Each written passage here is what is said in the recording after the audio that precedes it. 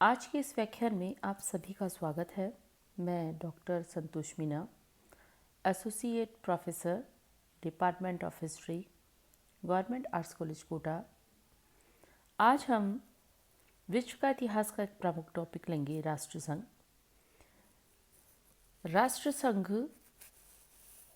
का निर्माण कैसे हुआ, इसके क्या क्या उद्देश्य थे, इस पर आज हम चर्चा करेंगे। सर्वप्रथम हम देखते हैं कि राष्ट्रसंघ का जन्म क्यों और कैसे हुआ। प्रथम महायुद्ध जो विश्व में लड़ा गया, तो वो ऐसा पहला युद्ध था जिसके दुष्परिणाम जो है वो प्रत्येक राष्ट्र, अनेक राष्ट्रों के देशों के जन समुदाय को इसके दुष्परिणाम झेलने पड़े। इस युद्ध में जिस स्तर पर विनाश हुआ, उसने बड़े बड़े राष्ट्रों को हिलाकर रख दिया था। 1565 दिन तक चलने वाले इस महायुद्ध में लगभग 6 करोड़ सैनिकों ने और जनसाधारण लोगों ने भाग लिया था, जिसमें से लगभग 1 करोड़ 30 लाख व्यक्ति युद्ध स्थल में मारे गए थे और लगभग 2 करोड़ 20 लाख व्यक्ति घायल हुए थे। और इसने जो है इस युद्ध में मित्र राष्ट्रों की, जिसमें 27 देश थे, उनकी सर्वाधिक हानि हुई थी और युद्ध में मारे गए लोगों में से 2/3 मित्र राष्ट्रों के थे। इसके अतिरिक्त विश्व के अनेक भागों में लोगों में बीमारी फैली, महामारी, भूखमरी के वो शिकार हो गए। ऐसा अनुमान लगाया जाता है कि इस युद्ध में सभी देशों ने 18,600 करोड़ डॉलर की आहुति दी थी। इस प्रकार यह युद्ध जो है, इससे विशाल पैमाने पर धनजन की हानि हुई और बर्बरता का तांडव जो है वो हुआ। अब एक ऐसी संस्था स्थापित करने की भावना का जन्म हुआ जो विभिन्न राष्ट्रों में संघर्ष की स्थिति में शांति स्थापित कर सके। अंततोगत्वा प्रथम महायुद्ध के पश्चात राष्ट्रसंघ के नाम से एक अंतर्राष्ट्रीय संगठन का जो है वो जन्म हुआ। अब हम देखते हैं कि राष्ट्रसंघ की अवधारणा और इसका जन्म। अंतर्राष्ट्रीयतावाद का पहला प्रतीक राष्ट्रसंघ अमेरिकन राष्ट्रपति विल्सन के प्रयासों से अस्तित्व में आया। इन्होंने अंतर्राष्ट्रीय संघ की इन्होंने बात की, उसके जन्म की, और 14 सूत्री कार्यक्रम के अंतिम सूत्र में यह स्पष्ट किया गया कि छोटे बड़े राज्यों को समान रूप से राजनीतिक स्वतंत्रता, प्रादेशिक अखंडता का पारस्परिक आश्वासन देने के लिए एक संघ बनाया जाना चाहिए। और 1918 में राष्ट्रपति विल्सन ने ये घोषणा की कि राष्ट्रसंघ का विधान जो है वो शांति समझौते का ही एक अंश होना चाहिए। और 11 नवंबर 1918 को युद्ध विराम हुआ और जनवरी 1919 में पेरिस में एक शांति सम्मेलन बुलाया गया और पेरिस में विल्सन ने यह स्पष्ट कर दिया था कि राष्ट्रसंघ के निर्माण को वो सर्वाधिक महत्व देंगे। और 14 फरवरी 1919 को शांति सम्मेलन के सामने जो है उन्होंने राष्ट्रसंघ के घोषणा पत्र का प्रारूप प्रस्तुत किया। विल्सन ने बड़े ही मार्मिक शब्दों में कहा था कि एक सजीव वस्तु का जन्म हो रहा है, यह शांति का आश्वासन है, यह आक्रमण के विरुद्ध एक निश्चित आश्वासन है। इस कार्यक्रम के पीछे सशस्त्र शक्ति है, परंतु यह शक्ति पृष्ठभूमि में है। भौतिक शक्ति का प्रयोग का अंत होगा, क्योंकि हम यहाँ शांति के विधान की रचना कर रहे हैं। तो इस प्रकार से जो है विश्व शांति की स्थापना करने के लिए इस संगठन का जन्म हुआ। अब है राष्ट्रसंघ का संविधान। संविधान में क्या क्या बातें रखी गईं। राष्ट्रसंघ के संविधान को समझौते का नाम दिया गया। 19 प्रतिनिधियों के सम्मेलन में इसका संविधान बनाया गया। विल्सन जो है वो सम्मेलन के अध्यक्ष थे। और राष्ट्रसंघ का समझौता या संविदा जो है वो 4000 शब्दों की थी। राष्ट्रसंघ के समझौते में भूमिका के अतिरिक्त जो है 26 धाराएं थी। भूमिका में इसके उद्देश्य अंतर्राष्ट्रीय शांति, सुरक्षा की प्राप्ति, भविष्य में युद्ध को असंभव बनाना तथा अंतर्राष्ट्रीय सहयोग और सहिष्णुता को बढ़ावा देना, ये इसके उद्देश्य बताए गए। अब है इनके 4 उद्देश्य थे। उसमें पहला है युद्ध को रोकना, दूसरा है शांति को संगठित करना, तीसरा है पेरिस सम्मेलन द्वारा निर्धारित कुछ विशिष्ट कर्तव्यों का पालन करवाना, चौथा है संसार के सभी राष्ट्रों के मध्य भौतिक एवं मानसिक सहयोग को प्रोत्साहन देना।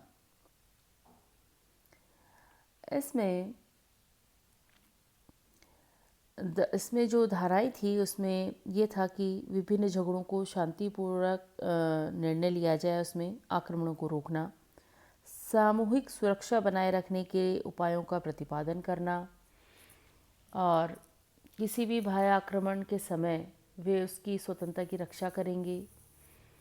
राष्ट्रसंघ के सभी सदस्य इस बात पर सहमत थे कि यदि उनके मध्य कोई झगड़ा हो जाए जिसका परिणाम युद्ध हो सकता है तो वे इस विवाद के संबंध में पंचों द्वारा किया गया निर्णय मानेंगे और उस निर्णय के लिए उसे काउंसिल में भेजा जाएगा। वे तब तक युद्ध प्रारंभ नहीं करेंगे जब तक कि निर्णय को 3 महीने व्यतीत नहीं हो जाए। और इसमें धाराएं थी जिसमें कि 16वीं धारा के अनुसार यह कहा गया कि यदि राष्ट्रसंघ का कोई सदस्य समझौते की उपेक्षा करते हुए युद्ध प्रारंभ करता है तो वह राष्ट्रसंघ के सब सदस्यों के विरुद्ध युद्ध करने वाला समझा जाएगा और राष्ट्रसंघ अन्य सदस्यों को आक्रांत देश के साथ सभी प्रकार के आर्थिक और व्यक्तिगत संबंध तोड़ने के लिए बाध्य कर सकता था। ऐसी स्थिति में यह व्यवस्था थी कि परिषद संघ के सदस्यों ने यह सिफारिश की थी कि वे संविदा की व्यवस्था बनाए रखने हेतु प्रभावकारी सैनिक, नौसैनिक, वायु सैनिक शक्ति का प्रयोग करें। तो इस प्रकार से इनमें 26 धाराएं बनाई गई थी। अब है राष्ट्रसंघ का संगठन, राष्ट्रसंघ की सदस्यता। इसमें राष्ट्रसंघ के संविधान में महायुद्ध में विजयी देश, उपनिवेश या स्वशासित प्रदेशों को सदस्य बनाने का अधिकार प्राप्त था। उदाहरण के लिए जैसे भारत इंग्लैंड का उपनिवेश होते हुए भी इसका सदस्य था क्योंकि वो इंग्लैंड का उपनिवेश था। इसके समझौते पर सर्वप्रथम हस्ताक्षर करने वाले 16 देशों को इसका सदस्य बना लिया गया। इसके 2 महीने के पश्चात इसके समझौते को जिन देशों ने स्वीकार किया उन देशों को भी राष्ट्रसंघ का सदस्य बना लिया गया। राष्ट्रसंघ की महासभा के 2/3 सदस्यों के बहुमत से किसी भी नए देश को इसका सदस्य बनाया जा सकता था। परिषद की सर्वसम्मति से कोई भी राष्ट्र इसकी सदस्यता से वंचित किया जा सकता था। जो देश स्वेच्छा से इसकी सदस्यता या त्यागना चाहता था उसे 2 वर्ष का नोटिस देना आवश्यक था। राष्ट्रसंघ में कभी भी समस्त महाशक्तियां सम्मिलित नहीं हो सकी। अमेरिका जो इसका जन्मदाता था इसका कभी सदस्य नहीं हुआ। प्रारंभ में जर्मनी को भी इसका सदस्य नहीं बनाया गया था और अंत में 1926 में उसको इसका सदस्य बनाया गया और 1933 में उसने इसे छोड़ने की सूचना दे दी थी और रूस जो है वो 1933 में इसका सदस्य बना था। और किंतु जो उसने 1940 में फिनलैंड में आक्रमण कर दिया था, तो राष्ट्र संघ ने उसको निष्कासित कर दिया। तो जापान भी इसी तरह 1933 में बना। इटली जापान 1933 में और इटली 1937 में उन्होंने राष्ट्रसंघ को छोड़ दिया था। तो इस प्रकार जो है राष्ट्रसंघ के सदस्यों की संख्या घटती बढ़ती रही। 1935 में इसके सदस्यों की संख्या 63 पहुंच गई थी, जो सर्वाधिक थी। और अप्रैल 1946 में इसकी संख्या घटकर जो है वो 43 रह गई थी। और इनमें से भी केवल जो है 34 राज्यों के प्रतिनिधि ही बैठक में उस समय सम्मिलित हुए थे। अब है इसके प्रमुख अंग कौन कौन से हैं राष्ट्रसंघ के। तो राष्ट्रसंघ के अंगों को हमने 3 भागों में बांटा है। राष्ट्रसंघ के जो प्रधान अंग हैं वो 3 थे। पहला है महासभा अथवा साधारण सभा या असेंबली, दूसरा है परिषद काउंसिल, और तीसरा है सचिवालय सेक्रेटेरिएट। इसके अतिरिक्त भी 2 स्वायत्त अंग थे इसके, उसमें है अंतर्राष्ट्रीय न्यायालय और अंतर्राष्ट्रीय श्रम संगठन। सर्वप्रथम हम लेते हैं महासभा अथवा साधारण सभा। राष्ट्रसंघ के सदस्यों की सम्मिलित सभा ही महासभा कहलाती थी। इसमें सभी सदस्य देशों को समान अधिकार प्राप्त थे। प्रत्येक सदस्य राज्य अधिक से अधिक 3 प्रतिनिधि इसमें भेज सकता था, लेकिन प्रत्येक राज्य को एक ही मत देने का अधिकार था। महासभा का अधिवेशन प्रतिवर्ष सितंबर माह में जेनेवा में होता था और वार्षिक अधिवेशन के अतिरिक्त असाधारण अधिवेशन बुलाने की भी व्यवस्था की गई थी। प्रतिवर्ष अधिवेशन के लिए एक अध्यक्ष और 8 उपाध्यक्ष का निर्वाचन होता था। विभिन्न कार्यों के लिए 6 समितियां होती थीं, जिसमें वैधानिक और कानूनी समिति, तकनीकी समिति, निशस्त्रीकरण समिति, बजट और अर्थ समिति, सामाजिक संस्था समिति और राजनीतिक समिति ये स्थायी रूप से बनाई गई थी। इसके अतिरिक्त कुछ विशिष्ट समस्याओं के समाधान के लिए भी समितियां बनाने के लिए महासभा स्वतंत्र थी। महासभा में मतदान की 4 पद्धतियां थी। कुछ विषयों पर निर्णय सर्वसम्मति से होते थे और कुछ पर साधारण बहुमत से प्रस्ताव पारित हो जाते थे। कुछ विषयों पर निर्णय के लिए 2/3 बहुमत की आवश्यकता होती थी और किसी के लिए जो है वो पूर्ण बहुमत की आवश्यकता भी होती थी। महासभा का कार्यक्षेत्र अत्यधिक विस्तृत था। राष्ट्रसंघ के क्षेत्राधिकार में आने वाले किसी भी विषय पर अथवा अंतर्राष्ट्रीय शांति को प्रभावित करने वाले किसी भी विषय पर महासभा विचार कर सकती थी। मोटे तौर पे इसके 3 कार्यक्षेत्र थे: निर्वाचन संबंधी, अंगीभूत संबंधी और परामर्श संबंधी। निर्वाचन संबंधी कार्यक्षेत्र के अंतर्गत जो है कई कार्य सम्मिलित थे, जिसमें कि 2/3 मतों से नए सदस्यों का चुनाव करना, साधारण बहुमत द्वारा 9 अस्थायी सदस्यों में से 3 को सभा के लिए प्रतिवर्ष चुनना, प्रति 9 वर्ष के लिए जो है स्थायी अंतर्राष्ट्रीय न्यायालय के लिए 15 न्यायाधीशों का निर्वाचन करना और परिषद द्वारा नियुक्त महासंघ राष्ट्रसंघ के महासचिव की नियुक्ति करना आदि। ये तो इस प्रकार के ये इनके कार्य थे। तो कुल मिलाकर ये कहा जा सकता है कि राष्ट्रसंघ के कार्य प्रस्तावों पर वाद विवाद, नीति की आलोचना, नए सदस्यों का निर्वाचन करना आदि इनका कार्य था। अंतर्राष्ट्रीय प्रश्नों पर महासभा में केवल औपचारिक चर्चा ही की जा सकती थी।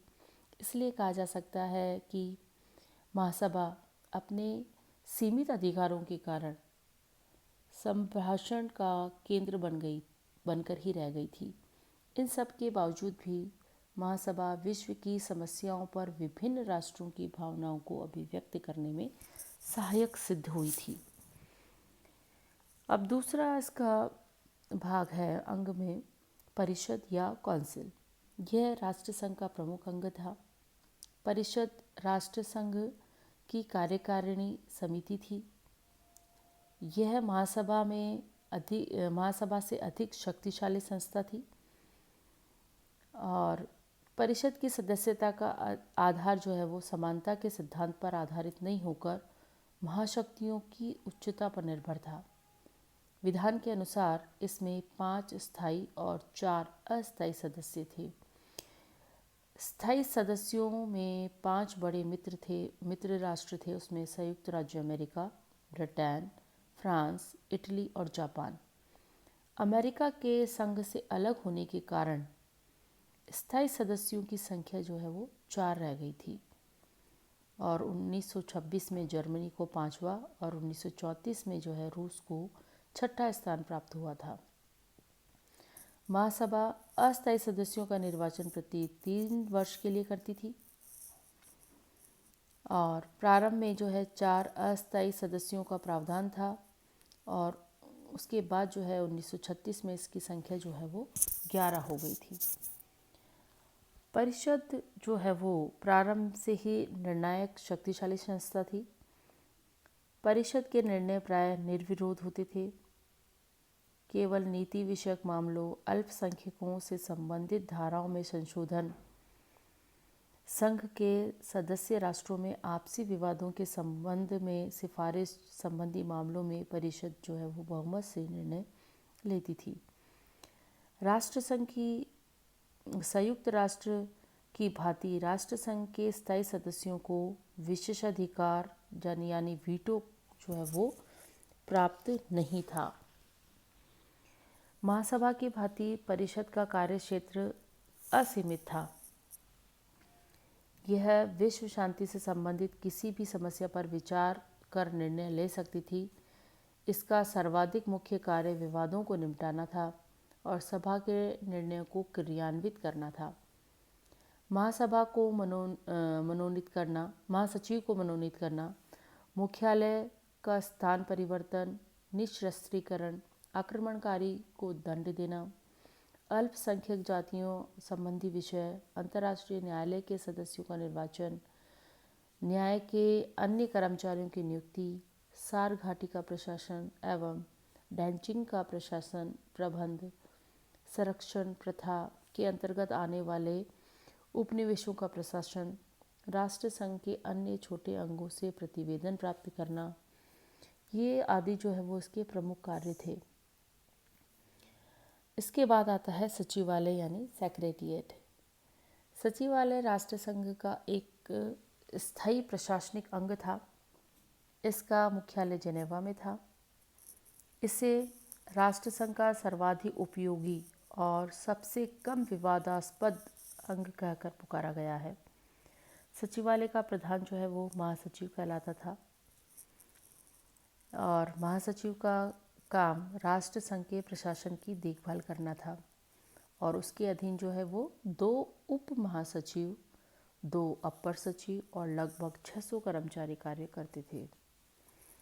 सचिवालय का कार्य अनेक प्रकार की सेवाएं प्रदान करना था, जिसमें यह महासभा और परिषद के विचारणीय विषयों की सूची तैयार करता था, बैठकों की कार्रवाई का विवरण रखता था, विविध विषयों के मसौदे तैयार करता था, संधियों को पंजीकृत करता था और इसी प्रकार के अन्य प्रशासनिक कार्य ये करता था।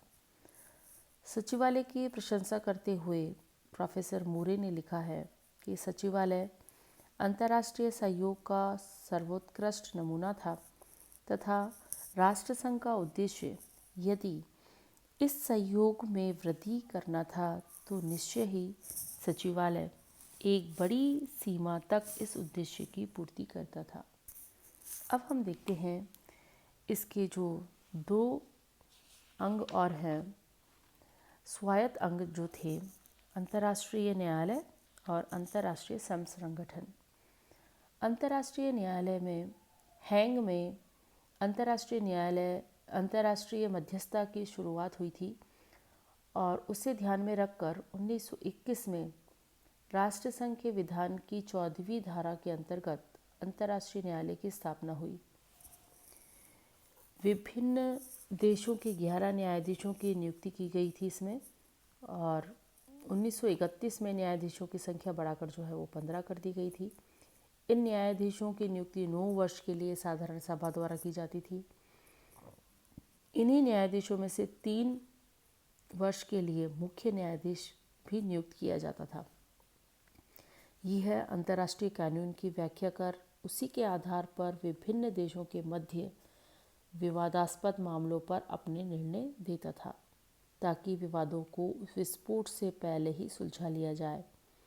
अंतर्राष्ट्रीय न्यायालय के निर्णय को मानने के लिए सदस्य देश जो है वो बाध्य नहीं थे, इसलिए इस संस्था का महत्व जो है वो गिरता गया।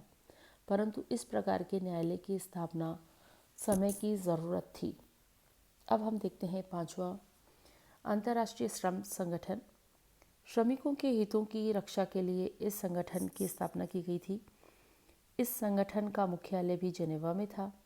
इसकी सदस्यता उनके लिए भी खुली थी जो राष्ट्र संघ के सदस्य नहीं थे। प्रत्येक देश 4 प्रतिनिधि भेजता था, 2 सरकारी, 1 पूंजीपति वर्ग का और 1 मजदूर वर्ग का। इस संगठन का मुख्य कार्य यह था श्रमिक पुरुषों, स्त्रियों, बालकों के लिए उचित और मानवीय परिस्थितियां स्थापित करने में सहयोग देना। इस संगठन के कार्यों में श्रमिकों के घंटों का निर्धारण करना, उचित पारिश्रमिक, श्रमिक रोजगार कार्यालय की स्थापना करना, श्रमिकों के स्वास्थ्य की जांच करना, बच्चों के लिए शिक्षा, मनोरंजन, निवास की व्यवस्था करना, दुर्घटना और अंग भंग की अवस्था में मुआवजे का व्यवस्था करना, और प्रत्येक वार्षिक सम्मेलन में पारित हुए प्रस्ताव सदस्य जो है वो देशों को भेज दिए जाते थे। तो इस प्रकार हम देखते हैं कि संयुक्त राष्ट्र संघ जो है उसके प्रमुख अंग क्या क्या थे। तो राष्ट्र संघ के इसमें ये समाप्त हुआ। नमस्कार।